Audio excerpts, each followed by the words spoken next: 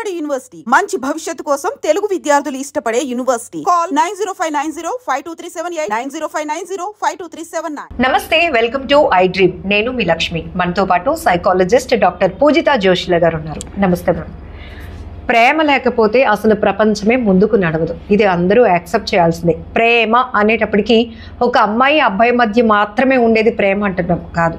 తల్లిదండ్రుల మధ్య, బంధువుల మధ్య, స్నేహితుల మధ్య, ఈవెన్ పెట్స్తో పాటు వాటికి పై కూడా మన లవ్ ఉంటేనే అవి మనతో మింగిల్ అవుతున్నాయి. హ్యూమన్ బీయింగ్ కన్నా ఎక్కువగా అవి మనతో ఎఫెక్టివ్గా ఉండగలుగుతున్నాయి, ఎఫెక్షన్ పెంచుకోగలుగుతున్నాయి. ఇవన్నీ నడవాలంటే ప్రేమ అనేది కంపల్సరీ. కానీ ఈ మధ్యకాలంలో కొన్ని రోజులుగా చూస్తుంటే ప్రేమ పేరుతో జరుగుతున్న దాడులు చాలా భయంకరంగా అనిపిస్తూ ఉన్నాయి. ఎందుకంటే ప్రేమించిన అమ్మాయి కోసం ఆ అమ్మాయి తాలూకా తల్లిదండ్రుల్ని చంపేయడానికి కూడా వెనకాడట్లేదు కొంతమంది. ఇంకొన్ని చోట్ల పెళ్ళైన తర్వాత కూడా ప్రేమ పేరుతో పిల్లల్ని కూడా చంపేసి ప్రియుడి వెంట వెళ్ళిపోవడానికి సిద్ధపడుతున్నారు కొంతమంది మహిళలు. ఇలాంటి వింటుంటే ఎంత భయంకరంగా అనిపిస్తోంది. అసలు ఎటువైపు వెళ్ళిపోతుంది ఈ సొసైటీ అనిపిస్తోంది. నిజానికి దీన్ని ప్రేమ అని అనొచ్చా? అసలు ప్రేమించే వాళ్ళ మధ్య ఉండే బాండింగ్ ఎలా ఉంటుంది? లేదా ప్రేమ పేరుతో ఇలా దాడులకు తెగబడే వాళ్ళ మైండ్ సెట్ ఎలా ఉంటుంది? ఇది సైకలాజికల్గా ఏమైనా వాళ్ళు మానసికపరమైన ఆరోగ్య సమస్యలు ఏమైనా ఫేస్ చేస్తున్నారా? ఈ విషయాలు అడిగి తెలుసుకుందాం పూజిత గారిని అడిగి. మళ్ళీ నమస్తే అండి. చాలా అనిపిస్తోంది ప్రేమ పేరుతో. ఫస్ట్ టైటిల్ వచ్చి ప్రేమ అనేది హైలైట్ అవుతూ ఉంటుంది. ఆ తర్వాత చంపేశాడు, లేకపోతే వాడు చచ్చిపోయాడు, లేకపోతే అమ్మాయి చంపేసింది, చచ్చిపోయింది, ఇది వింటున్నాం. ఏంటి అసలు? లవ్ ఇస్ బ్లైండ్, ప్రేమ గుడ్డిది అంటారు కదా. సో యాక్చువల్లీ లవ్కి, హెల్దీ లవ్కి అన్హెల్దీ లవ్కి చాలా తేడా ఉంటుంది. హెల్దీ లవ్ అంటే నువ్వు బాగుండు, నేను బాగుంటాను అన్ని విధాలుగా. అది ఎమోషనల్ స్టేట్ అవ్వనివ్వండి, లేదా రోజులో గడిపే విధానం కానివ్వండి, ఫ్యామిలీ రిలేషన్స్ కానివ్వండి, ప్రతి విషయంలో నువ్వు ఆనందంగా ఉండు, నేను ఆనందంగా ఉంటాను, ఐఎమ్ ఓకే, యువర్ ఓకే అనే స్టేట్ అనేది it is a healthy form of love. Okay. So ఇక్కడ ట్రాన్సాక్షనల్ అనాలిసిస్ అని చెప్పి ఒక చిన్న కాన్సెప్ట్ ఉంది. సో ఇందులో 4 ఉంటాయి అన్నమాట. 4 I'm okay, you're okay, I'm okay, you are not okay, I'm not okay, you are not okay, I'm not okay, you're okay. Okay, 4 statement కూడా వచ్చాయి. 4. సో ఇది చాలా పాత కాన్సెప్ట్, చాలా ఫేమస్ కాన్సెప్ట్ కూడా. ఐఎమ్ ఓకే, యువర్ ఓకే అనే book కూడా ఉంది, people want to read it. So ఇందులో ఏంటంటే ఈ 4 ఈగో స్టేట్స్లో ఎప్పుడైనా I'm not okay, you're okay అనే ఫీలింగ్ ఎప్పుడైతే వస్తుందో, for example I'm okay, you're okay అనేది హెల్దీ ఫీలింగ్, నేను ఓకే, యువర్ ఓకే అనేది హెల్దీ ఫీలింగ్ అందరికీ. సో ఎప్పుడైతే ఈ ఈగోలో హెల్దీ ఈగో, అన్హెల్దీ ఈగో అంటాం, మనకి మన పట్ల ఎలాంటి ఈగో ఉంది, మనకి ఎలాంటి ఇన్సెక్యూరిటీస్ ఉన్నాయి. ప్రతి మనిషికి కొన్ని ఇన్సెక్యూరిటీస్ ఉంటాయి. జెలసీ ఉంటుంది, నెగిటివ్ ఎమోషన్స్, జెలసీ కానీ, యాంగర్ కానీ, చిన్నప్పటి నుంచి జరిగిన విషయాల వల్ల యాంగర్ కానీ, లేదా కొంతమందిని చూస్తే ఇన్ఫీరియారిటీ కాంప్లెక్స్ ఫీల్ అవడం కానీ, లేదా కొన్ని విషయాలు చూస్తే ట్రిగ్గర్ అవ్వడం కానీ. కొంతమంది కొన్ని విషయాలు చూస్తే ట్రిగ్గర్ అవుతూ ఉంటారు. ఎస్పెషలీ ఇక్కడ తీసుకున్నట్లయితే వాళ్ళ పార్ట్నర్ కొన్ని విషయాలు మాట్లాడినప్పుడు కానీ, చేసినప్పుడు కానీ ట్రిగ్గర్ ఫీల్ అవుతూ ఉంటారు. ఇది మెయిన్లీ ఎందుకంటే చైల్డ్హుడ్ ట్రామా వల్ల అవ్వచ్చు, వాళ్ళ నెగిటివ్ ఎక్స్పీరియన్సెస్ వల్ల అవ్వచ్చు, లేదా వాళ్ళ ఒక టాక్సిక్ పార్ట్నర్ అయి ఉండొచ్చు. సో ఇక్కడ హత్యల దాకా దారి తీస్తున్నదంటే డెఫినెట్లీ మానసిక రుగ్మతనే చెప్తాను నేను. సో మనం ఎక్కువగా వినే పదం ఏంటి? బైపోలార్ డిజార్డర్, యాంగర్ ఇష్యూస్ అంటారు. సో ఈ బైపోలార్ డిజార్డర్ ఎందుకంటారంటే రీసెర్చ్ ప్రకారం ఎక్కువ స్టాటిస్టిక్స్, నెంబర్స్ ఏం చూపిస్తాయంటే ఈ పీపీడీతో బాధపడుతున్న వాళ్ళకి విపరీతమైన మూడ్ స్వింగ్స్, హైస్ లోస్, విపరీతమైన ప్రేమ, విపరీతమైన కోపం, విపరీతమైన జాలి, 2 అప్స్ అండ్ డౌన్స్, అంటే బ్యాలెన్స్ చేసుకోలేరు. సో రీసెర్చ్ అది చూపిస్తుంది, స్టాటిస్టిక్స్. సో కాబట్టి మాక్సిమం హత్య చేసే వాళ్ళకి బీపీడీ ఉండొచ్చు అని చెప్తా ఉంటారు. సో ఇక్కడ మనం తీసుకున్నట్లయితే let's talk about toxic partners. So ఉత్తునే వాళ్ళని వెళ్ళి చంపేయడం. అసలు ఈ కేసులో ఎందుకు చంపడం అంటే లేట్ అవుతుంది, ఆ అమ్మాయిని నాకు ఇచ్చి పెళ్లి చేయరేమో, 6 years నుంచి లవ్ అంట. సో ఇక్కడ మనం తీసుకున్నట్లయితే అతని మనసులో ఉన్న ఇన్సెక్యూరిటీ కానీ, ఫియర్ కానీ, సో ఇన్సెక్యూరిటీ మోస్ట్లీ అదంతా ఎక్కడి నుంచి వస్తుంది? బేసిక్ పర్సనాలిటీలో ఉన్న ఫ్లా. పర్సనాలిటీ అంటే ఇప్పుడు నార్సిసిస్టిక్ పర్సనాలిటీ డిజార్డర్ అని వినే ఉంటారు. వీళ్ళకి ఏంటంటే నార్సిసిస్టిక్ పర్సనాలిటీ అని చెప్పను, but there are so many angles to this. Personality డిజార్డర్స్లోని మానసిక రుగ్మతలు ఉన్న వాళ్ళకి వీళ్ళకి ఏంటంటే వాళ్ళని వాళ్ళు బ్యాలెన్స్ చేసుకోలేరు. కాబట్టి నాకు దక్కాలి, లేదంటే అది ఉండకూడదు, ఇలాంటి ఎక్స్ట్రీమ్ ఎమోషన్స్. ఫర్ ఎగ్జాంపుల్ ఈ మధ్య కాలంలో రీసెంట్గా హ్యాడ్ అ క్లయింట్. సో తను ఏంటంటే ఎవరైనా అమ్మాయిని లవ్ చేసినప్పుడు టూ మచ్ పాజిటివ్ అయిపోయి ఆ అమ్మాయి ఎవరితోనైనా తిరిగితే ఆ అబ్బాయిని టార్చర్ పెట్టడము, లేదా ఆ అబ్బాయికి థ్రెట్స్ చేయడము, నేను చంపేస్తాను నా గర్ల్ ఫ్రెండ్ తో తిరిగితే, ఈ అమ్మాయిని ఏమి కంట్రోల్ చేసుకోలేక. అదొకటి. ఇంకొకటి ఏంటంటే ఈ అమ్మాయికే డైరెక్ట్ గా నీ దగ్గర నా ఫోటోలు ఉన్నాయి, నువ్వు నేను చెప్పినట్టు వినకపోతే, నువ్వు నాకు చెప్పినట్టు ఇది ఇవ్వకపోతే నేను ఇవి బయట పెట్టేస్తాను, సోషల్ మీడియాలో పెట్టేస్తాను, which is again revenge porn. Okay. So ఇట్లా రకరకాల సాడిస్టిక్ యాక్ట్స్ ఉంటాయి. సో దీన్ని మనం ఎలా స్పాట్ చేయగలగాలి అనేది మన మెయిన్ మోటో అవ్వాలి. ఎందుకంటే జరిగిపోయింది ఏదో జరిగిపోయింది, వాడు ఎందువల్ల చేశాడంటే డెఫినెట్లీ ఒక మానసిక రుగ్మత వల్లే చేశాడు. ఇప్పుడు మీరు చెప్పింది 2 ఇన్సిడెంట్స్ మనం చెప్పుకున్నాం. ఒకటి మీ క్లయింట్ కి సంబంధించి, ఒకటి విశాఖలో పెరేమోన్మాది దాడి. ఇప్పుడు రీసెంట్ గా ఇంకొక కేసు కూడా జరిగింది. ప్రేమించిన వాడితో వెళ్ళిపోవడానికి, చాలా కంఫర్టబుల్ లైఫ్ ఆ ఎన్విరాన్మెంట్ క్రియేట్ చేసుకోవడానికి పిల్లలు అడ్డొస్తున్నారని 3 పిల్లలకి ఆ తల్లి అన్నంలో విషం ఇచ్చి చంపేస్తుంది. ఇది ప్రేమ అంటారా? ఒక్కటండి, ఇక్కడ ఎందుకు చంపేస్తున్నారు అనే మన రూట్ కాజ్ అయితే మనం ఒకసారి ఆలోచించుకోవాలి. మన సమాజంలో ఉండే అడ్డు ఏంటి, what is stopping them from getting separated. So ఇప్పుడు ఆవిడ నీట్గా విడిపోవచ్చు, నీట్గా లీగల్గా సెపరేట్ అయిపోవచ్చు, నీట్గా వాళ్ళలో వాళ్ళు సెటిల్ చేసుకుని దూరం అయిపోవచ్చు. బట్ ఆవిడని ఎందుకు చంపేలా చేసింది? సో ఫస్ట్ ఆఫ్ ఆల్ ఇక్కడ ఫెయిల్యూర్ ఏంటంటే మొత్తం system, I will blame the system. పెళ్లి చేసుకోమంటారు, పెళ్లి చేసుకున్న దగ్గర నుంచి మీరు పిల్లల్ని ఎప్పటికంటారు అని అడుగుతారు. అంటే ఇక్కడ ఫైనాన్షియల్ గా రెడీగా ఉన్నారా లేదా అనే కాదు, పిల్లల కనడానికి మీరు సైకలాజికల్ గా రెడీగా ఉన్నారా?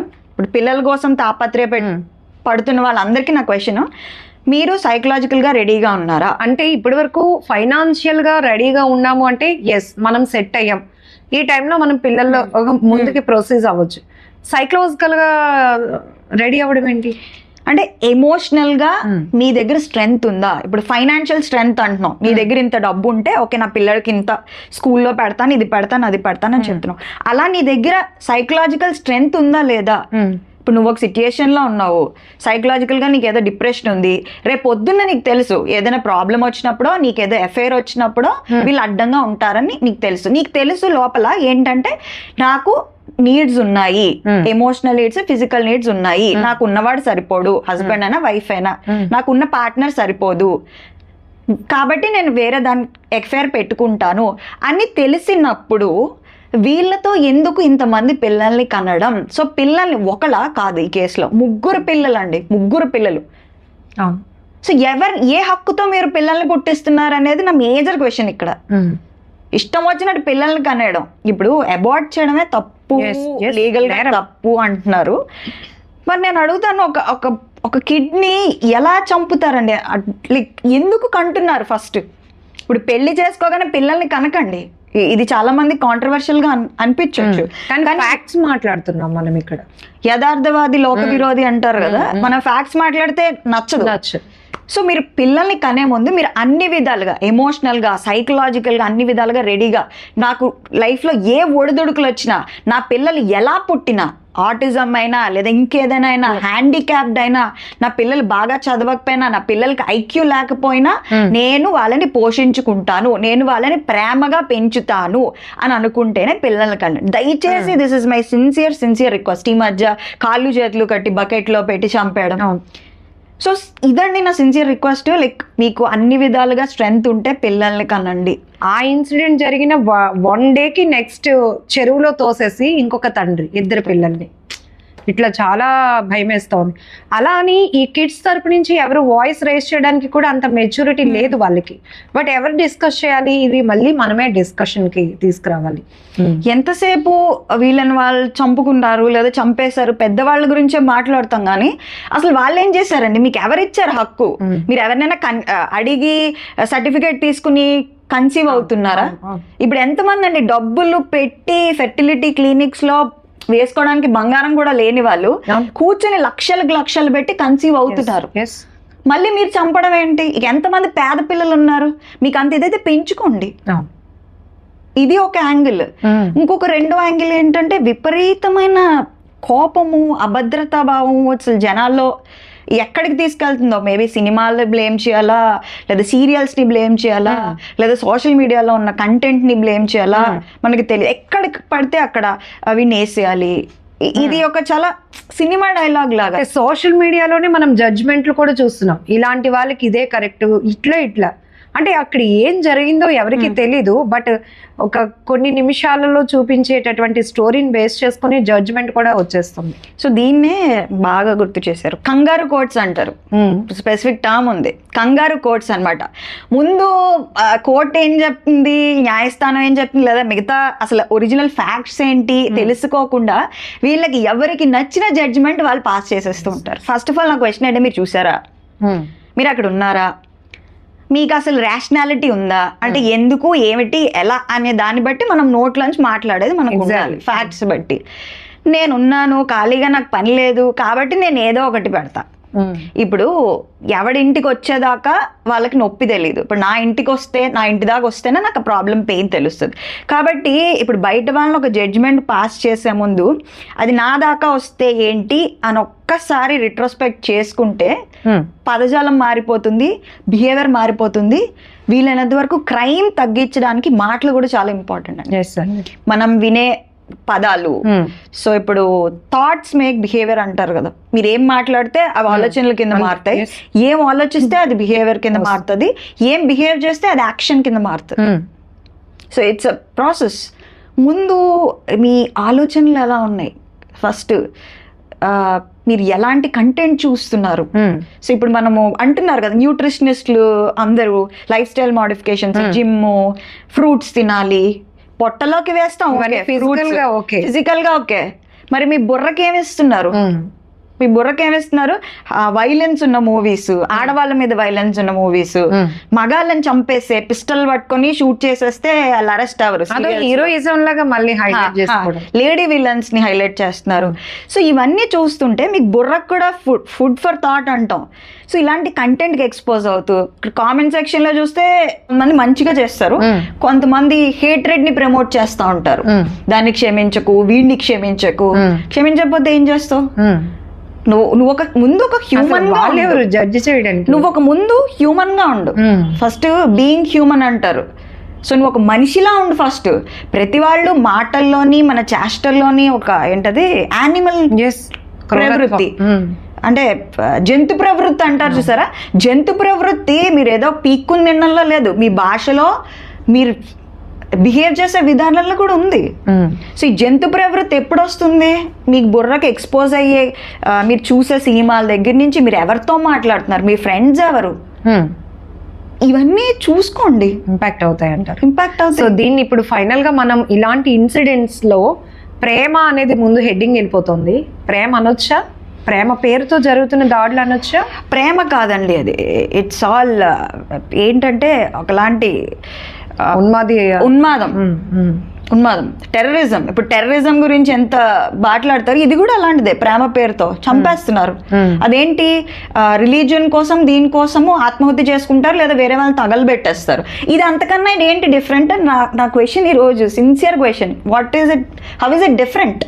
టెర్రరిజంకి దీనికి తేడా ఏంటి? సో ఇప్పుడు నేను మాట్లాడినవన్నీ జనరల్ సోషల్ రీజన్స్ అండి. నేను సైకలాజీలోకి వెళ్ళలేదు ఎక్కువ, ఎందుకంటే సోషల్ రీజన్స్ కూడా చాలాసార్లు ఒక మనిషి సోషల్ రీజన్స్ చుట్టుపక్కల ఉన్న వాళ్ళు ఎక్స్పోజ్ అయ్యే కంటెంట్ ఇంట్లో ఉన్న సిచ్యుయేషన్స్ కూడా ప్రభావితం చేస్తాయి. ఇప్పుడు చిన్నప్పుడు ఏదో ట్రామా జరిగింది, వాళ్ళకి నిజంగానే ఇన్హెరెంట్గా కెమికల్ చేంజెస్ అయ్యాయి బ్రెయిన్లో, ఏదో మానసిక స్ట్రాంగ్ డిజార్డర్ ఏదో ఉంది, అలాంటి ప్లేసెస్లో సైకాలజిస్ట్ను సైకియాట్రిస్ట్ని కలిసి మందులు వాడడం తప్ప ఏం చేయలేము. కానీ ఇప్పుడు మనం సొసైటీకి ఏం చెప్పాలి, ఎలా ఉండాలి, ఎలా ఉండకూడదు, how can we bring that change, అది ఇంపార్టెంట్ అని చెప్పి నేను ఈ టాపిక్లోకి వెళ్ళడం జరిగింది. Thank you so much for the valuable information. నమస్తే.